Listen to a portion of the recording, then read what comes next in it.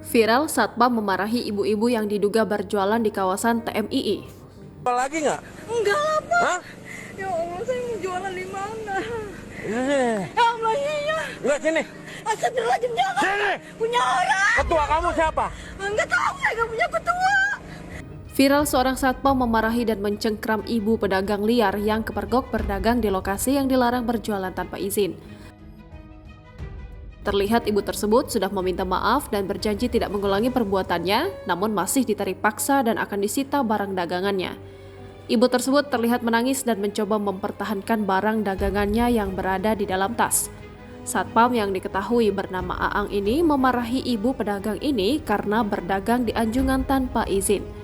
Video berdurasi 1 menit 45 detik ini penuh isak tangis ibu pedagang yang sudah puluhan tahun berdagang di kawasan Anjungan Taman Mini ini.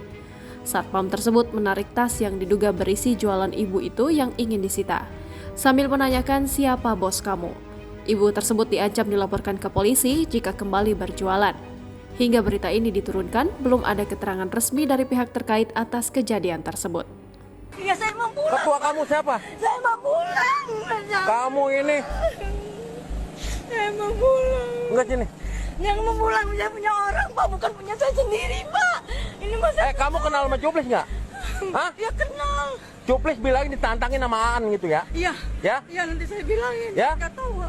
Kamu jangan macam-macam di sini. Iya, iya. Download Tribun X sekarang. Menghadirkan lokal menjadi Indonesia.